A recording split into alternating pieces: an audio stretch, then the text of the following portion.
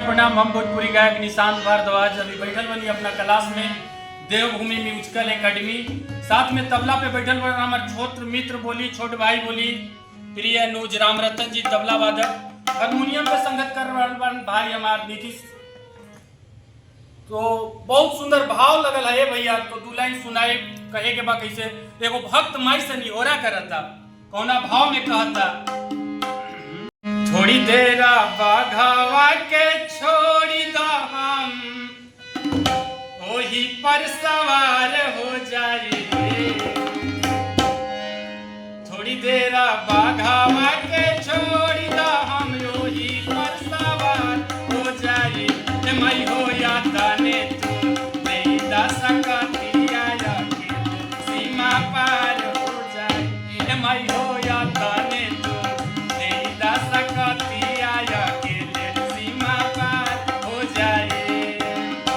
थोड़ी देर बाघावा के छोड़ी दा हम ओही पर सवार हो जाए। थोड़ी देर बाघावा के छोड़ी दा हम ओही पर सवार हो जाए। मई हो या तने तू नहीं दा सकतिया के सीमा पार हो जाए। मई हो तने तू नहीं दा सकतिया के सीमा पार हो जाए।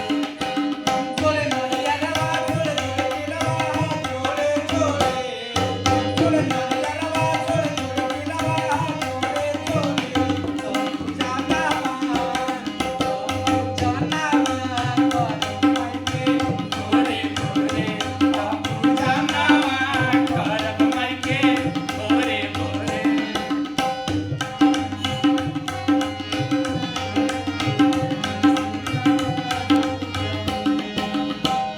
देशवा के कैले बायानंद बाग जाल में।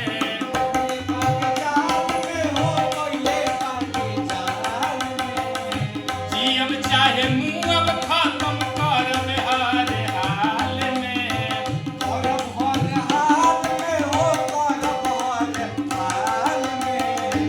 देशवा के कैले बायानंद बाग जाल में। जियब चाहे मुँह खत्म करब हर हाल में। देश के राजावा से पूछऊ तो हम उधार हो जाई। देश के राजावा से पूछऊ तो हम उधार हो जाई। मई हो या तने तू नहीं दा सकती